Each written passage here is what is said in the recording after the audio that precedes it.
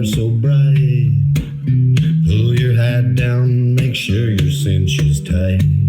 Horse is kinda snuffy, cold chill up your spine. You'll get your ass moving, son, we're burning daylight.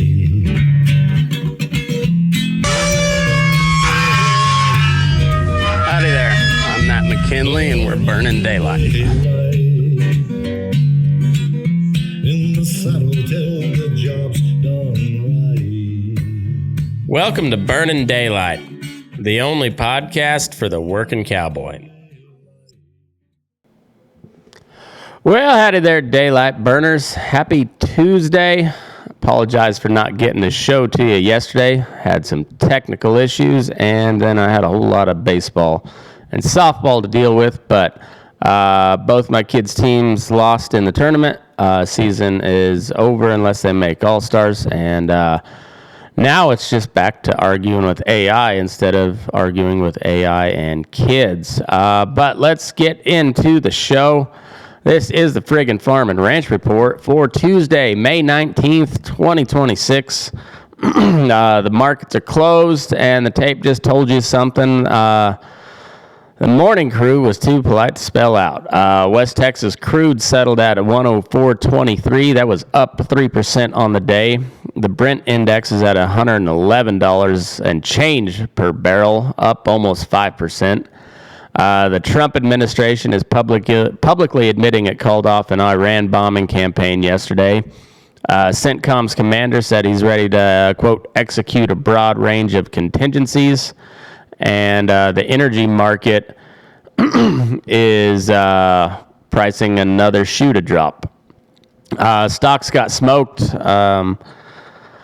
Russell 2000's off 4%, Nasdaq's off almost 3%, S&P's off 2%. The metals cratered, gold's off 4%, silver's down almost 13%, copper's almost 6%, and then on the futures side, the live kettle bled down to 247.18. That was down almost 2%. Feeder's down another 1% at 363.85. Corn ripped way higher to 475 and a quarter. That's up 5.3%. Beans up 3% at 1210 and a quarter. And hogs were the only protein that rallied. They were up almost 13%. I don't know if that's a correct number, but 102.10, 13% seems way too high. But let me check. Well, that's what my dashboard is reading too. So 102.10 is what it closed out at, and it's not a watch and wait day. This is kind of a day where the entire macro picture is repricing around an Iran war that's about to escalate again, and your diesel bill, your fertilizer bill, and your feeder calf math all got rewritten between Friday's close and right now. Let's go through the market tape. Okay, so on the livestock, live cattle closed out at 247.18. That was down 490. August feeder cattle at 363.85. That was down 373. Down about 1%. Lean hogs at 102.10. That was up 11.65. 12.88% on the day. For the cash cattle, week ending May 17th, five area average for live cattle was 262.72 100. Record territory again. 5 area dressed. So in the north, that closed out at 411.56 100 weight. Steers at 262.85. Heifers at 262.44. Dressed steers at 411.07, and the dressed heifers at 413.42. So the board lost $5 today, but the cash side didn't blink. Cash is still the boss, and the Packer is the only. Well, they have to be honest, an honest buyer in this market, because they need the cattle, and they're worth a lot. On the grain side, Corn's at 475 1/4. That was up 23 3/4 cents, 5.25%. Soybeans at 12.10 1/4. That was up 35 3/4, a little over 3%. Kansas City hard red winter wheat at 704 1/4. That was up 1.5. Soybean meals at 332.80 a ton. That was actually down about 10.40, about 3%. So the beans themselves are up 3% and the meals down. That's kind of that's a good note for feedlots today. The meal being a little bit being down quite a bit. So on the energy side of things, as we talked about, the West Texas index at 104.23 a barrel. That was up $3.06. The Brent index was up almost 5% at 111 a barrel. And the EIA on highway diesel is at 559.6 as of for the week of May 18th. So that's yesterday. AAA retail diesel's at 565 a gallon nationally. On the metals side, we got blood on the floor. Gold is at 44.8540. That was down 4%. That was gold. Silver is at 73.97. That was down almost 13%, 12.89. Copper is at 6.19 a pound. It's at down 5.69%.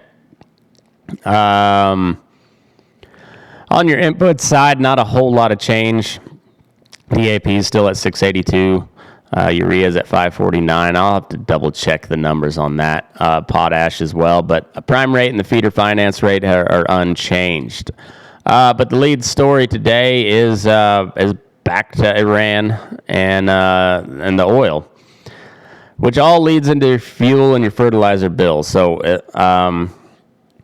CENTCOM Commander Brad Cooper said publicly he's prepared to execute a broad range of contingencies on Iran. Trump claims he called off an imminent bombing campaign at the request of allies in the Gulf. That's the second time he's said that this spring. War on the Rocks, which is an outlet, they're a news publication. They have a podcast and got a bunch of articles. Very kind of on the neoconservative side of things, very pro-war, as evidenced by the name of their publication, War on the Rocks. But it is a good, useful outlet. I've read them quite a bit. I've listened to their stuff. But they're now openly writing about, quote, the U.S. war against Iran, end quote, that launched in February of this year. So we're about 3 months into something that nobody wants to call a war out loud. Even Trump says, I don't want to call it a war because then it has to go through Congress. And an Iranian refinery, the Lavon facility, got hit last month, and Al Jazeera had the oil spill video out today. A Eurasia Group poll says nearly half of Americans now believe the Iran war has made the United States less safe. I'm one of those. I was not polled in that study, or in that. I was not polled in that poll, but yeah, I agree with that. So while this matters on the ranch, at the feedlot, on the farm, so West Texas just ripped back through $100 a barrel, and EIA's May 12 short-term energy outlook already had to revise their 2026 West Texas forecast from $53 to $74 a barrel in a month. We're now $30 above that revised number, but take a look at that. That's $21 a barrel. They revised it. That's like a third. 50% increase, 50% increase almost on that number, and then we're another 50% above that. So in dollars, the diesel's at $5.65 retail. That's the floor, not the ceiling, if Brent stays above $110 a barrel. Urea moved $8 a ton last month, and if natural gas gets pulled higher by oil, which it probably will, always does eventually, the next move is not going to be $8, it's going to be higher. DAP's at $6.82 a ton, and anything sourced through the Persian Gulf shipping is at risk. Morocco and Saudi Arabia route through these waters. So if you've been telling yourself you'll buy fertilizer when prices come down, that ship sailed yesterday, so stop waiting and lock something in this week. Let's get into the cattle complex. All right. Find a good place to park myself. That sounds good right there. So my dashboard reads that the patcher leverage is increasing, and that's exactly right today, but it's the split that matters. So on the split side, the board, live cattle were down almost 2%, feeders down a little over 1%, and speculator money is getting out. It's not the commercial selling. On the cash side, 262.72 live, 411.56 addressed. So that's steady to firm versus last week. On the sale barn side, we got a couple markets to look at, and some of those will probably be incomplete. But Clovis, New Mexico on the 13th had averaged 551 pound average, 1,498 head, average 615.57. It was a pretty fancy run of steers, it seemed like. Producers livestock there in Salina, Utah on May 12th. Had some 1,000-pound cattle, 688 head, 744.80 premium end of the yearling trade. I bet you there was some bred cattle in there that brought that price up quite a bit as well. Let's see. Let me look up OKC West.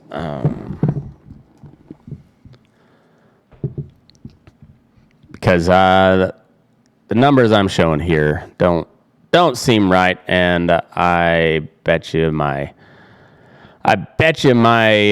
stuff was all mixed up. No, we were right. Okay.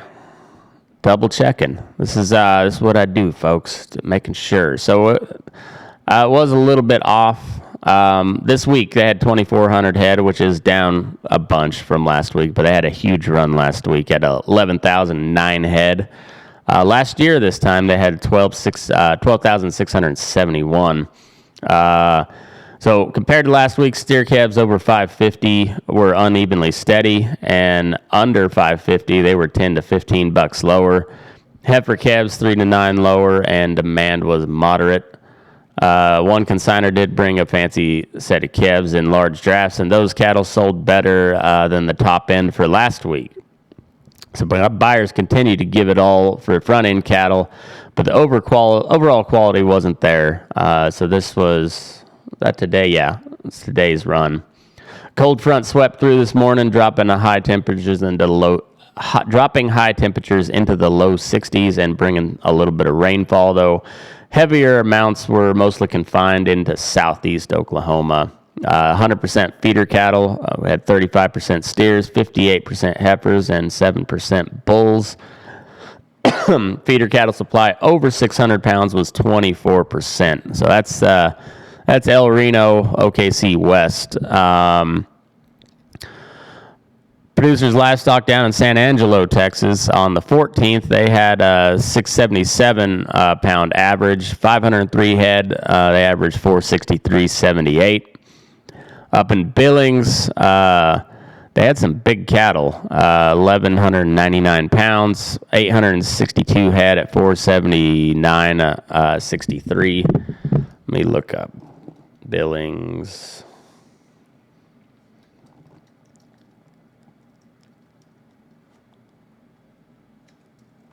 See what Billings Livestock Commission had. Got to double check your stuff here when you're using AI. It will invent shit. But where's cattle sale?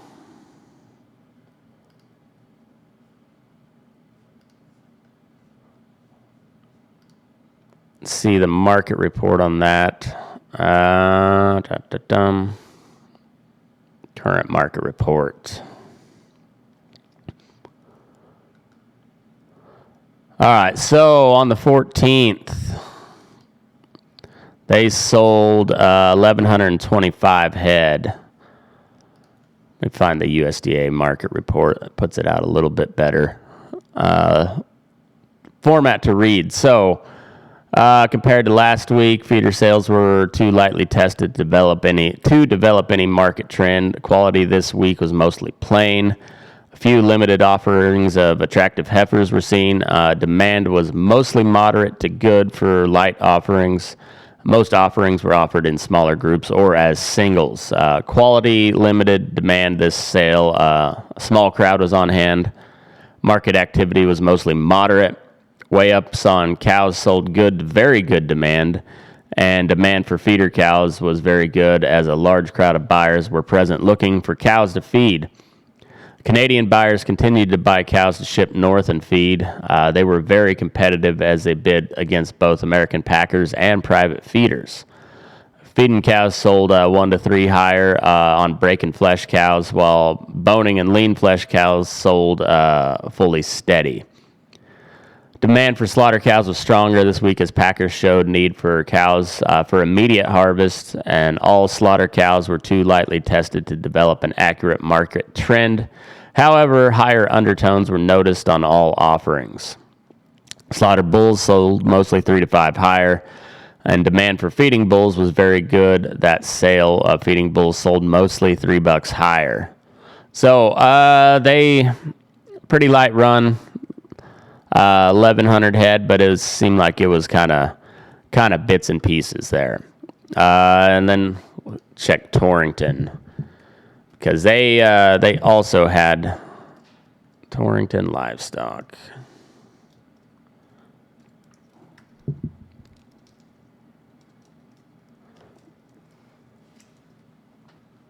Let's see what they sold on Friday, I believe, is their sale day. Sale results.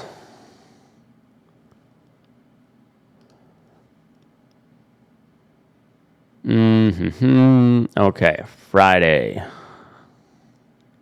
So on the 15th, they sold 1,210 head. Compared to last week, slaughter and feeder cows traded mostly steady to weak. Slaughter bulls traded $4 higher, and another large offering this week with dry conditions still surrounding the area. Supply included 66% slaughter cattle, so 93% cows, 7% bulls, and 34% replacement cattle, and that was all 100% stock cows. So no feeders to speak of, and that's why the average was high, and the average weigh up was at 1348, and the cattle sold at 206.34 average. So a lot of slaughter cattle, but not fed cattle. So cattle on feed, they're giving me the wrong numbers again. Where are we at? All right, so we're at 11.6 million head on feed, 1.71 placements, 1.63 marketed, and then some other disappearances. But all that to say, just the cattle market is real, or the cattle herd is real tight, which makes the market tight. We're putting cattle in faster than we're pulling them out. That's the warning. That's the warning light for late summer fat supplies. Friday's cattle on feed report could blow that up or confirm it. For the cow-calf guy, if you got bred heifers or open cows that pencil right now, don't wait. The packer leverage screw is starting to turn, but cash is still strong, so sell into that strength. On the grain side, corn ripped way up today, 5.3%, while bean meal went down $10. The divergence is the story. So corn's at 4.75 1/4. Part of that's oil driven. Ethanol math just reset on $100 barrel crude, and part Iran headline driven. Beans were up 3% on that same move, and the soybean meal was down 3%. So somebody big sold meal today. So either the crush margins got too good, or the processors are unloading, or end users front ran last week. I'm not for sure what the case was on that. But on the feed yard side, so run your ration math tonight, because the corn portion got way more expensive and the meal portion got cheaper. Not cheap, but cheaper. So if you were at 40% corn, 25% DDG, and 15% meal, that ratio probably needs to flex more towards the more meal for the next 30 days or so. And then if you're retaining ownership on cow-calf, the cost of gain just went up about 45%, not 45, 4 to 5%. That's a real number there. So the tail on the wheat, hard red winter barely moved, is up $0.015. So wheat doesn't believe that the oil rally is structural. So if wheat hasn't caught the bid by Thursday, sell the corn and bean rally, because it's not for real. Farm Progress headline today called it a rally put on pause, and that seems about right. The grains gave it back in the afternoon. So be skeptical of the grain rally. Moving over to the drought. Drought's ugly. Pretty ugly. So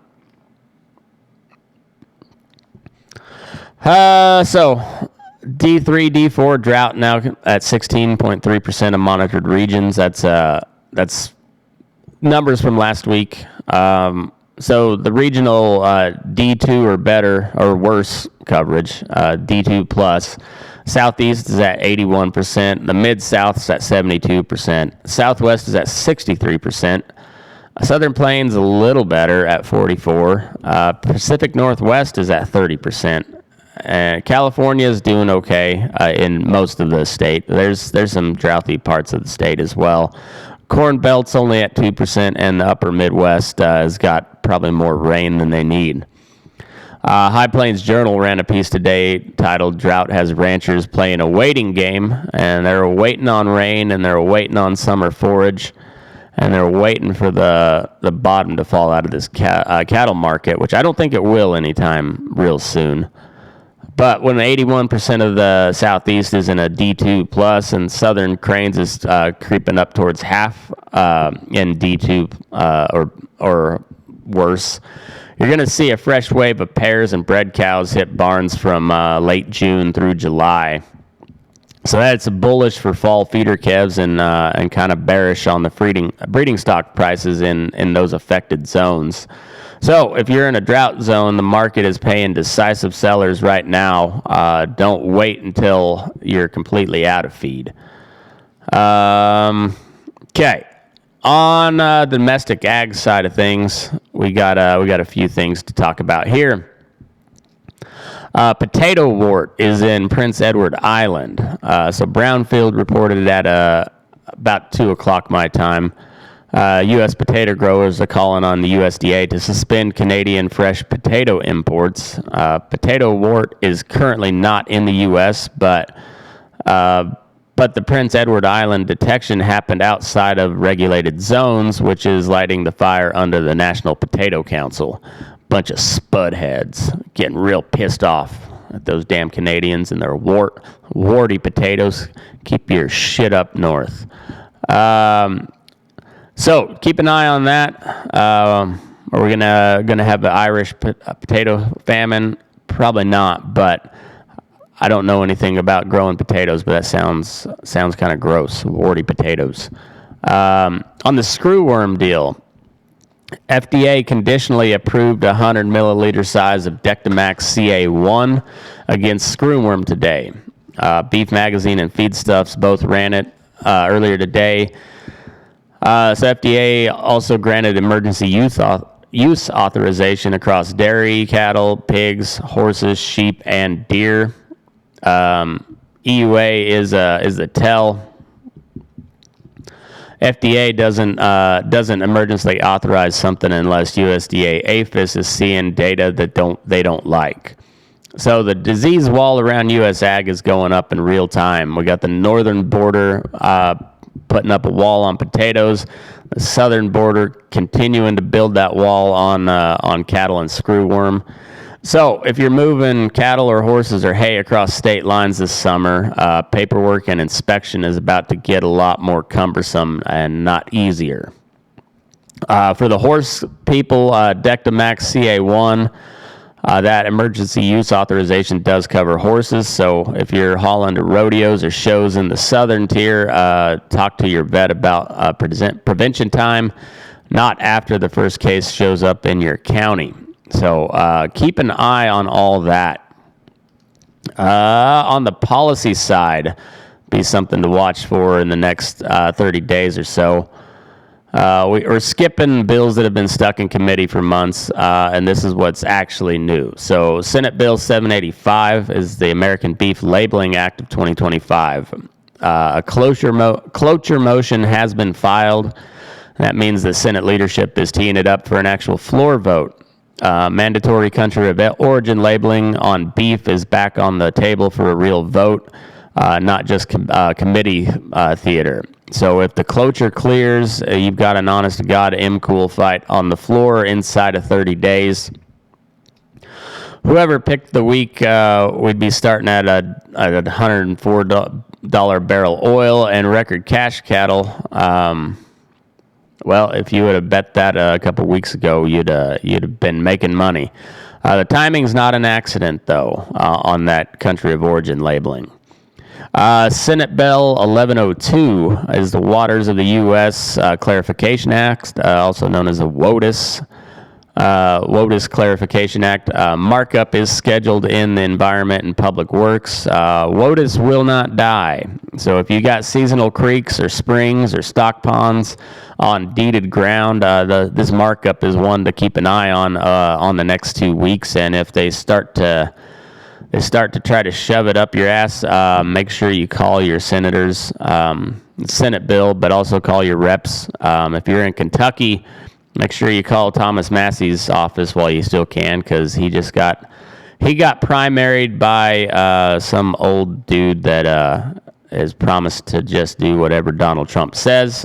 Thomas Massie is the only trustworthy character in D.C., and he is soon to be out of office, which is too bad. Donald Trump is they turned the screw on him. They spent upwards of $30 million on that one. Not even the actual election, just the primary. Sad day, and Donald Trump has continued to disappoint, at least for me, anyhow. I'm not a big fan of what he's been doing, and what he's done on this term. Looking at you, Iran. That was something that didn't need to happen. I don't want to hear the story about Iran can't have a nuke. They did not have a nuke. Anyway, that whole thing is a mess, and that is completely Donald Trump getting led around by the nose by the Israelis. All right. EV and hybrid vehicle registration fee. So there's a bipartisan highway bill in the House to propose a $130 EV registration fee and a $35 plug-in hybrid fee. So it's the first crack in the EVs ride for free on roads paid by diesel wall. It's a long-term tailwind for diesel-dependent rural America. But this is classic government. Rather than making it cheaper for diesels as well, they just said, no, we'll go ahead and take more money from all the electric and hybrid people. And I'm no particular fan of either of those. I don't think the technology is there yet on electric. Hybrid's a little different story. I think they've come a long ways on those. But regardless, leave it to the government to not make things easier. Just dip more into your pocket wherever they can. So keep an eye on that. I'm sure that'll go through no problem, because if Congress has one thing they can agree on, it is taking more of your money and then spending it on a bunch of bullshit. But that's kind of what I've got for the ag report for today. I'll do a little better research and get some more stories for tomorrow. I think I'm hopefully on the downhill slide of this of getting this studio of mine up and running, but we're working close on it. So on the sports note, JT Ginn threw 8 no-hit innings last night, and then he gave up his only 2 hits in the bottom of the 9th. Got a single and then a walk-off homer to Zach Neto. And A's dropped 2-1 to the Angels on the first game of a long road stretch, and that was a heartbreaker. You can criticize the decision to send him back out in the 9th, but when the guy's got a no going and he's still throwing good shit, you gotta roll with it. And it didn't work out. The one that they hit out was a 94-mile-an-hour sinker, so it's not like he lost a ton of velocity. Anyway, got some really good matchups in baseball. We got the Cubs and the Brewers battling out for lead in the Central. We got the Padres and the Dodgers battling it out for the lead in the National League West.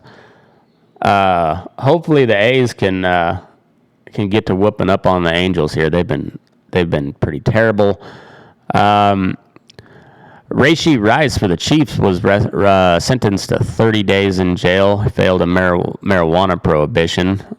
So Kansas City's wide receiver room got a little thinner, but I can't imagine that'll affect them during the season too much. NFL owners approved expansions to 10 international games starting 2027. So if you needed another reason to not watch the NFL, those overseas games suck. Terrible. Caitlin Clark was named Grand Marshal of the Indy 500, if you're interested in that sort of thing. And the Avs will take on the Golden Knights for the Western Conference Finals tomorrow. We'll see if that Toy Story conspiracy theory holds true.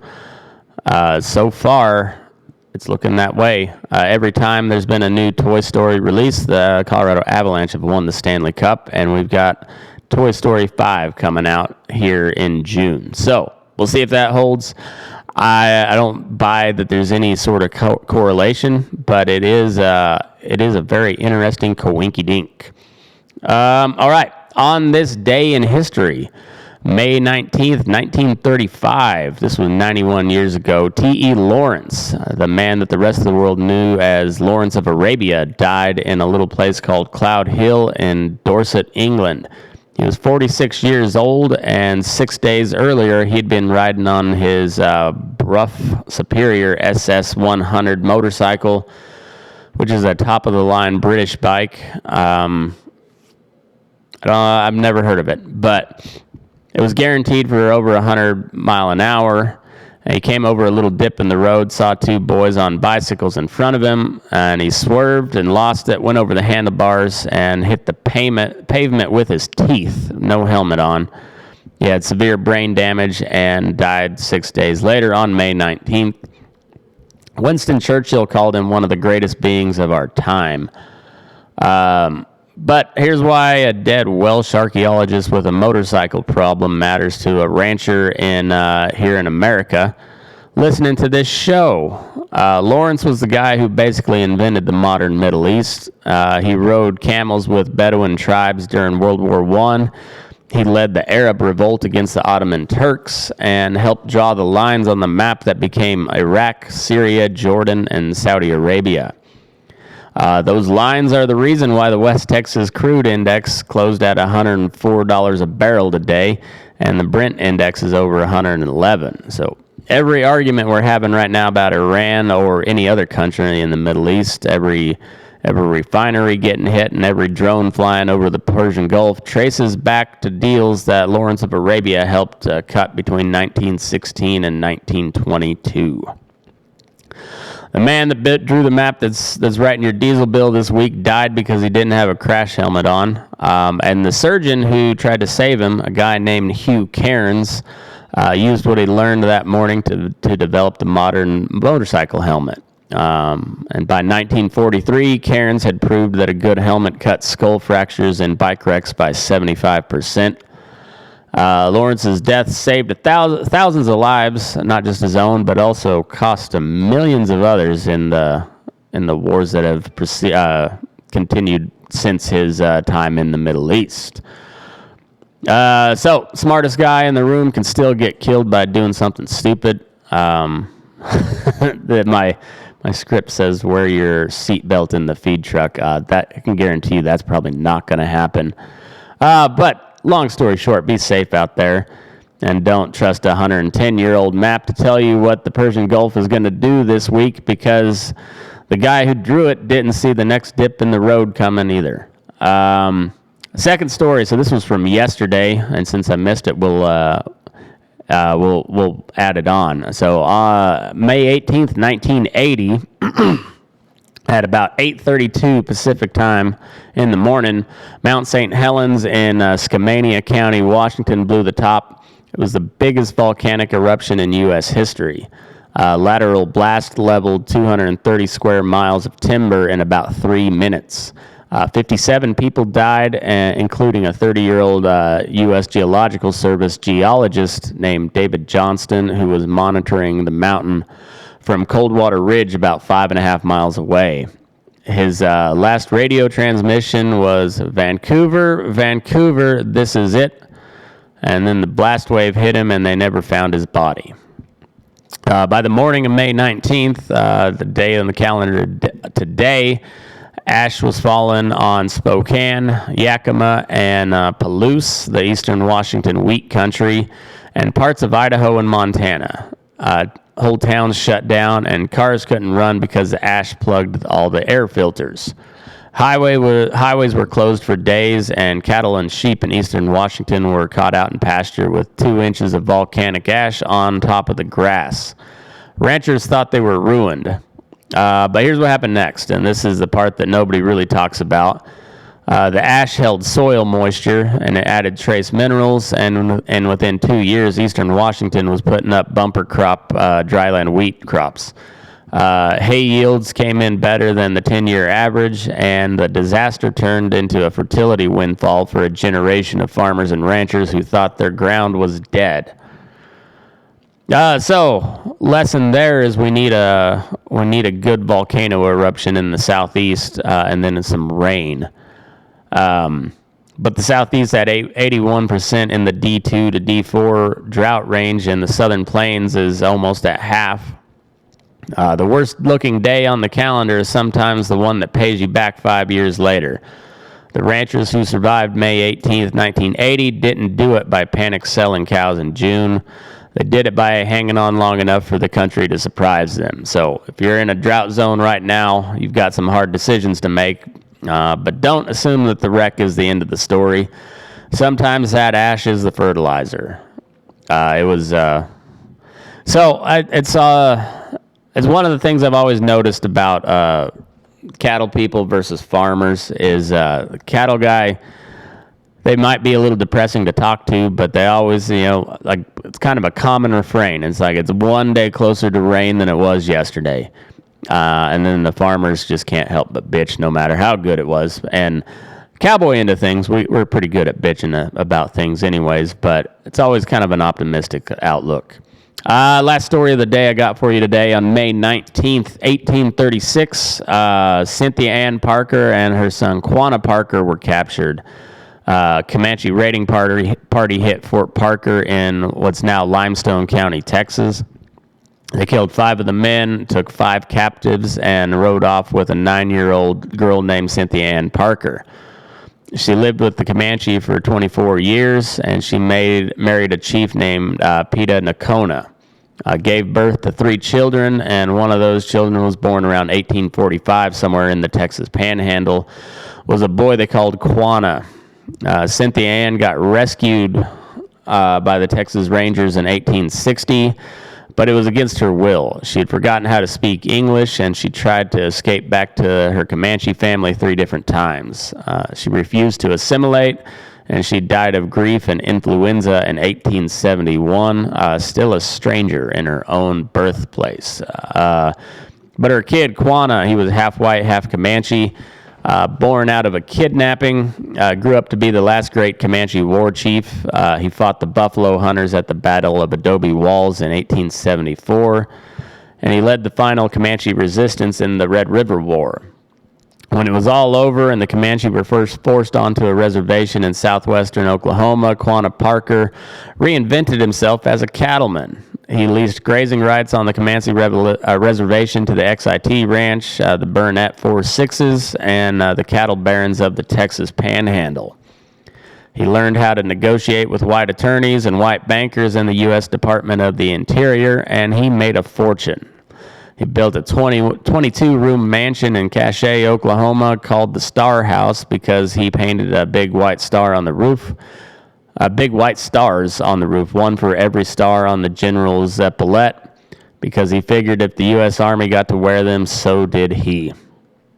And by 1900, the kid born from a 1936 raid was running cattle, leasing grass, and teaching the white cattle barons how to operate on the Llano Estacado. So don't ever assume you know who the smartest operator in the room is based on where they come from. The cattle business has always rewarded the guy who could read the country, read the people, and read a contract, regardless of his last name, his pedigree, or what side of the river he was born on. With cash cattle at $262 live and the cattle on feed report dropping Friday, somebody in your county right now is making moves you're not paying attention to, so make sure you're like Quanah Parker and not the guy who gets outmaneuvered. There's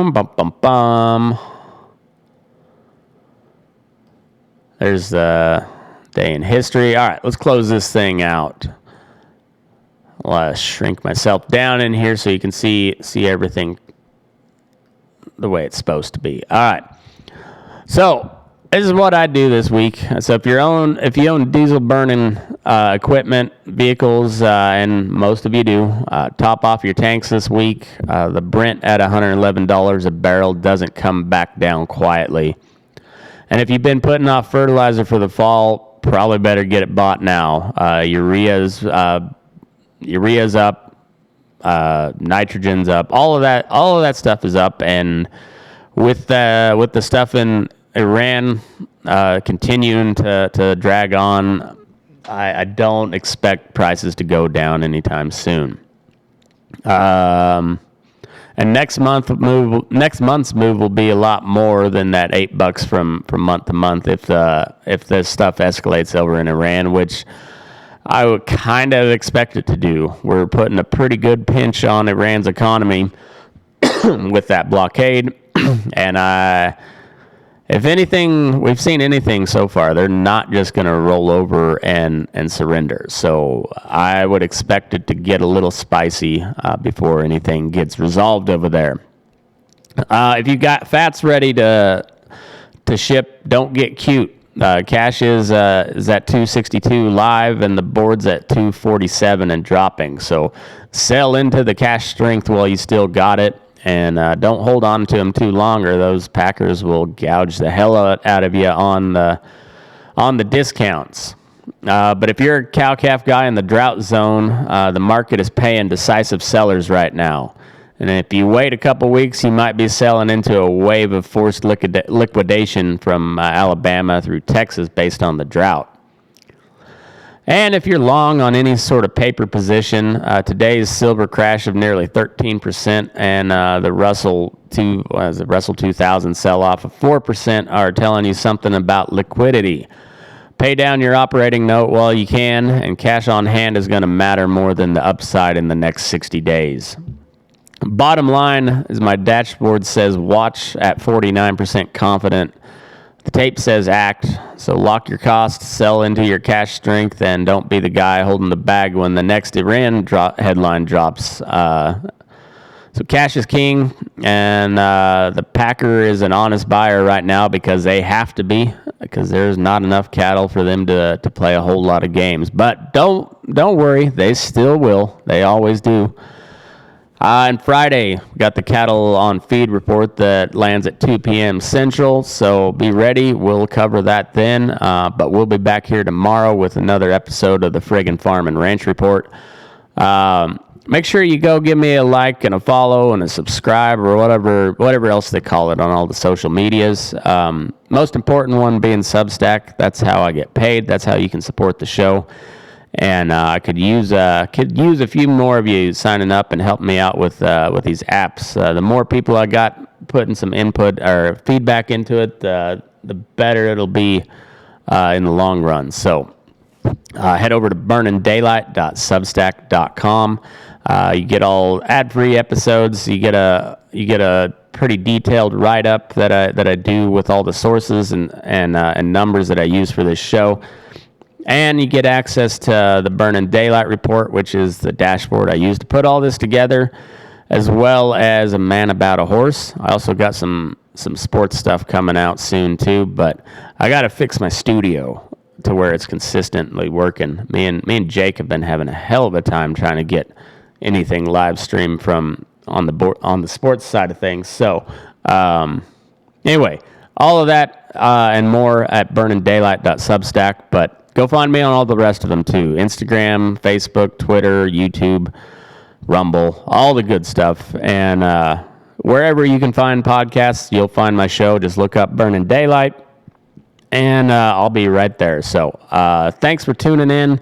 We'll see you back here tomorrow. And don't let your butt crack. Sell your cattle if it seems right. And good luck down there in drought country. Got a lot of fires back home in southeast Colorado and the panhandles and southwest Kansas. I talked to my dad yesterday. The home place is fine, but our south pasture may have got hit. Luckily, there wasn't. We had a guy put some cows on there. I'm assuming he got them moved off. But the pasture just to the west of us burnt. I think it was to the west, but maybe it was one to the east. I can't remember. And I'm not there, so not a damn thing I can do about it. But thanks to all the firefighters and volunteers, the farmers and ranchers. I know my buddy Teed's out there with a big disc trying to get ahead of that fire. I think Teed kind of lives for that shit. It's never a good thing when you got fires like that, but I think Teed gets a little adrenaline boner when the fires kick up, so he gets to go plow that tractor through there and try to keep it at bay. And it sounds like they got a pretty good perimeter around it, but it's only about 10% contained is what I've been hearing. So stay at it, boys. Don't weaken. And you'll probably never get the thanks you deserve, but just know that people do appreciate you. And I'll keep an ear out for any sort of funds and whatnot for relief, and I will update you on those on how to go about that. But everybody stay safe out there and move your ass. We're burning daylight.